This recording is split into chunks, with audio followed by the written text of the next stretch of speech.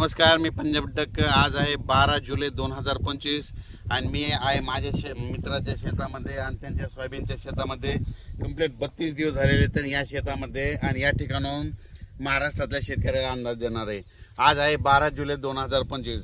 आणखीन तुम्हाला एक सांगतो की राज्यामध्ये 13 जुलै आणि 14 जुलैच्या दरम्यान राज्यामध्ये तुम्हाला सांगायचं झालं तर लातूर जिल्हा, सोलापूर जिल्हा, बीड जिल्हा, नगर जिल्हा, परभणी जिल्हा, जालना जिल्हा, संभाजीनगर, त्याच्यानंतर नांदेड जिल्हा ह्या भागामध्ये विखुरलेल्या स्वरूपाचा म्हणजे 13, 14, 15च्या दरम्यान भाग बदलत पाऊस येणार आहे। सर्वदूर नाही पडणार पण भाग बदलत 13, 14च्या दरम्यान पाऊस येणार आहे म्हणून हा अंदाज लक्षात येतो।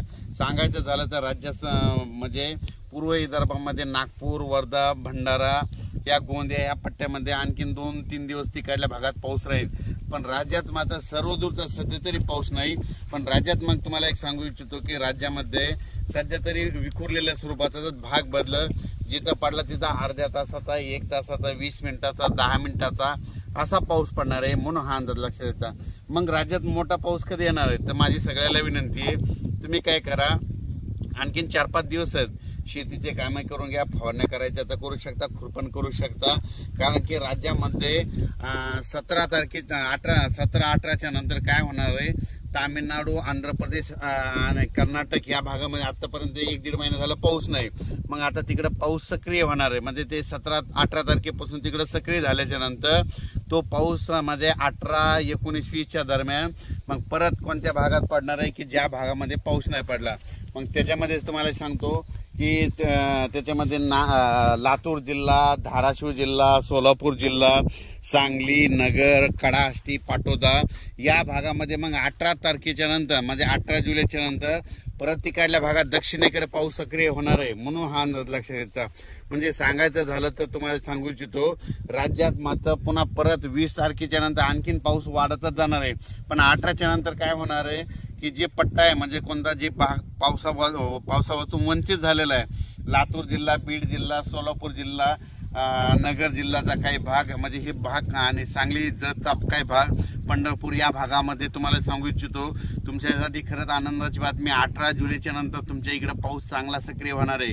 कारण की काय होणार आहे, कर्नाटक, आंध्र प्रदेश, तामिळनाडू, केरळकडे तिकडे पाऊस सक्रिय होणार असल्यामुळे आता तिकडचा पाऊस आपल्याकडे येणार आहे। त्याच्यामुळे राज्यात 18च्या नंतर आपल्या इकडं दक्षिण भागात महाराष्ट्राच्या दक्षिण महाराष्ट्राकडे पाऊस सुरुवात होईल। 18च्या नंतर तिकडे सुरू होईल, त्याच्यानंतर 19च्या नंतर थोडा पुढे सरकेल, 20ला पूर्ण आणखीन पुढे सरकेल, मग 24च्या मग जुलैच्या शेवटच्या आठवड्यात राज्यात मात्र सगळीकडे पाऊस होईल म्हणून हे लक्षात येतं। बरेच शेतकऱ्याचे फोन आले की सोलापूर जिल्ह्याचे आले, लातूर जिल्ह्याचे आले, बीड जिल्ह्यातले आले, यावर्षी दुष्काळ पडतो की काय। मी म्हणलं तर मला सांगतो दुष्काळ काही वगैरे पडणार नाही। काय असतं राज्यामध्ये समजा पूर्व विदर्भाकडे जर पाऊस सुरू असला तर इकडला भाग काय करतं वंचित असतो म्हणून हे तुम्हाला एक सांगतो।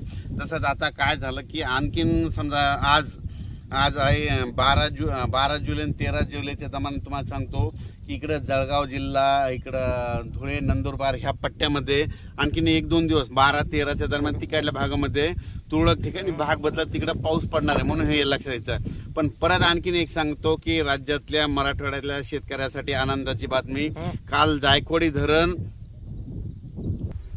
मराठवाड्यात ची तहान भागवणारे जायकवाडी धरण काल 70% झालं। मी म्हणलो ना हे 80% होणार आहे तर मराठवाड्यातल्या शेतकऱ्याचे आनंदाची बातमी म्हणजे जुलैच्या शेवटच्या आठवड्यात हे जायकवाडी धरण 100% भरणार आहे म्हणून मराठवाड्यातल्या शेतकऱ्यासाठी आनंदाची बातमी।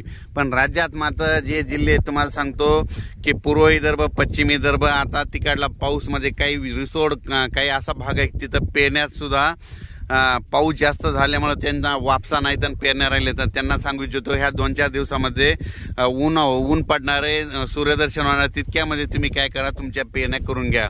कारण की तुम्हाला आणखीन 18 तारखेपर्यंत थोडीफार उघाड भेटणार आहे म्हणून तुम्ही तुमच्या पेरण्याची तयारीला लागा। त्याच्यानंतर राज्यामध्ये सांगायचं झालं तर जे वंचित जिल्हे आहेत म्हणजे पावसावाचून बीड जिल्हा, लातूर जिल्हा, सोलापूर जिल्हा, धाराशिव जिल्हा, नगर जिल्ह्याचा काही भाग, तसेच कडाष्टी ह्या भागामध्ये पाऊस पडलेला नाही तर तिकडल्याला सांगू इच्छितो की आता उद्यामध्ये 13, 14, 15च्या दरम्यान विखुरलेला स्वरूपाचा एक पाऊस येणार आहे. म्हणून तुमच्यासाठी एक आनंदाची बातमी. सर्वदूर पडणार नाही, फक्त पाऊस येणार आहे, मात्र भाग बदलत पडणार आहे. त्याच्यानंतर मात्र 18 तारखेच्या नंतर मात्र कर्नाटक तिकडं, आंध्र प्रदेश, तामिळनाडूकडे पाऊस तिकडं सक्रिय होत असल्यामुळं आत्तापर्यंत 1 महिना झाला तिकडं पाऊसच नव्हता आणि ते पाऊस आता सक्रिय होणार आहे. आणि ते पाऊस मात्र दक्षिण महाराष्ट्राकडे चांगला बरसणार आहे. म्हणून हे त्यांच्यासाठी आनंदाची बातमी.